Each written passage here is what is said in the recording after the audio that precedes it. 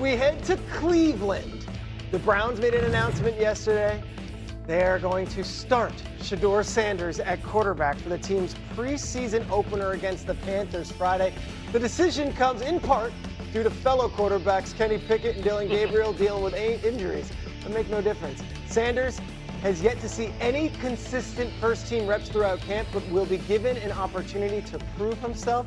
We have a great loaded NFL panel here on the show. We start with Louis Riddick. Louis, this start is significant to say the least. Injuries aside, even though it's preseason though, what is at stake for Shedeur Sanders going out there Friday as the QB1 for the Cleveland Browns? Well, look, this is the opportunity I think we all would like to see him get in terms of having first-team reps in a game setting. Now, the problem is he hasn't taken a whole lot of reps with the first team. So as I talked about previously here, this is the kind of scenario that you don't want. You're going out there with the first team, but you haven't really repped with them. You haven't really gone through all the different calls that the quarterbacks that have been getting the majority of the ones and twos have gotten. So for him, hey, look, he may not be able to lock down the starting job with this performance, but he can definitely lose it. That's just the life of being a late-round draft pick. They expect you to be perfect, although you weren't necessarily set up for perfection. But if there's anybody who is built to handle this kind of opportunity, it's him, because of the kind of football he played at Colorado, because of the kind of young man that he is. So look, this is what we've been waiting to see. This is what all young draft picks want to see. And the only thing I'll say for him is this. You got to go out there, you got to make one or two wild plays, play a clean game, but you got to give them something to remember when they go back in those personnel meetings. Prescott, we've been talking a lot about Shedeur all offseason through the draft, and guess what? Their first time taking the field in the preseason, Shedeur Sanders is QB1. What can he do on Friday night? Show poise and leadership. I mean, I've been here. What's the definition of luck? It's when opportunity meets preparation. And listen, all those things that you're doing when you're the guy that doesn't get any reps. I was undrafted free agent. I don't know Luke's whole story. Same kind of thing. Trying to figure things out, right? You got to learn from other people's mistakes. But you understand that when your opportunity comes, you got to be ready to pounce. Listen, he's a thoroughbred. You know, we know where he comes from. We know who his father is. We know what the standard is. All he has to do is show poise and show that he can handle the pressure. Be in the pocket, make smart decisions, show accuracy, and I think it'll be fine. I think he can set himself up where they have to make a decision. Do they trade Kenny Pickett or do they trade Joe Flacco? Because I think at the end of the day, the Cleveland Browns have to come out with a starter for the future to figure out, or if they're going to get in this quarterback sweepstakes that's coming up in the next draft. So it's up to him to prove that, hey, we got all the quarterback that we need. We can use the position that we're in to get more draft equity for the future to build this roster and start over after the Deshaun Watson era. Mike Tannenbaum, it's only August, but this matters. This is significant, right? This is a significant story, guys. I love this opportunity for Shedeur Sanders. So much was made about what happened pre-draft. It doesn't matter. That's ancient history. This is like the NCAA tournament, guys. Survive in advance. Go out there, no pre-snap penalties, get in and out of the hull, as you're alluded to, Bart. And then, as Lou alluded to, just make good, solid plays. And then what has happened, Peter? That gives you more reps in week 2. Stack week 1 to week 2. Everything else takes care of itself. Show that you're the battlefield commander, as Coach Parcells would say, and you can control that preparation. You can control what to do in and out of the huddle. You may not have great chemistry with your receivers, but you've earned this.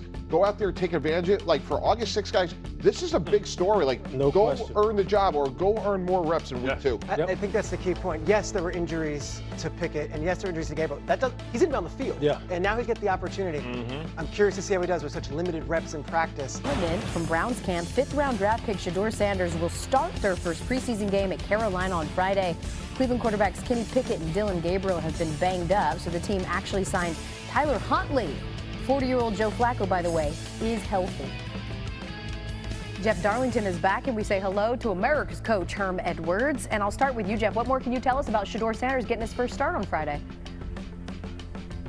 Well, yeah, some big news for the Cleveland Browns announcing that Sanders will, in fact, get that start. Now, there is some very important context to this. He is still listed as 4th on the first depth chart that came out. He's still behind Dillon Gabriel and Kenny Pickett, but both of those quarterbacks are dealing with hamstring issues, so they won't be able to play in that game. We know that Joe Flacco is the projected Week 1 starter. As a result, he won't play in that game either. So this is, though, for Sanders, an opportunity to do something that he doesn't often get to do in practice, which is get reps.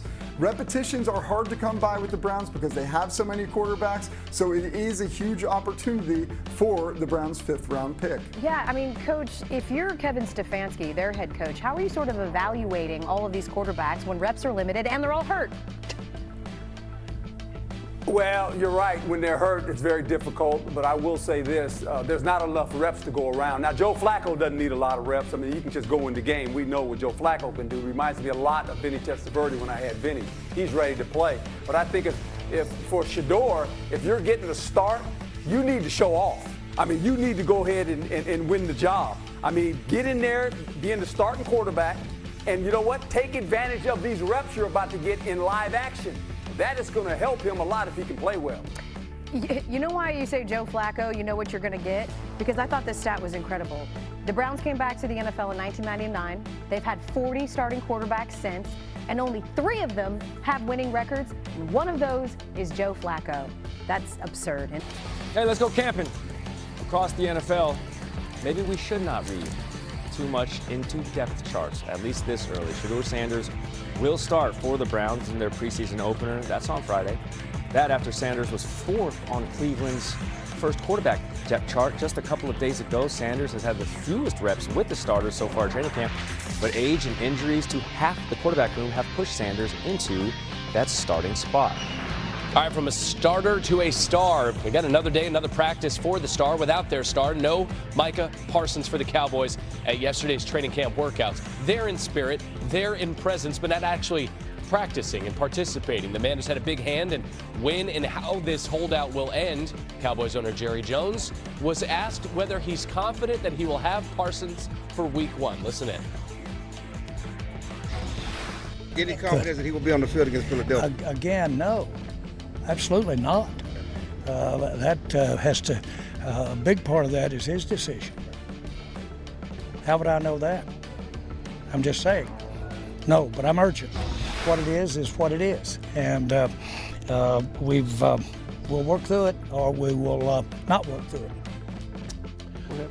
A couple different options. You often say, Gary, can't spell drama without the D. Micah Parsons has been one of the biggest defensive players in the NFL since entering the league in 2021. In that span, he leads all defensive players in pressure rate and pass rush win rate. Don't look at me like that. If Parsons were to be traded, you're the one who says it would be the first time since '94 that the Cowboys have traded away a player immediately after a Pro Bowl season. I trade my co-host. Saturday in Jacksonville, how much we will see of Travis Hunter, that remains to be seen, but we do know the plan is to see him on both sides of the football.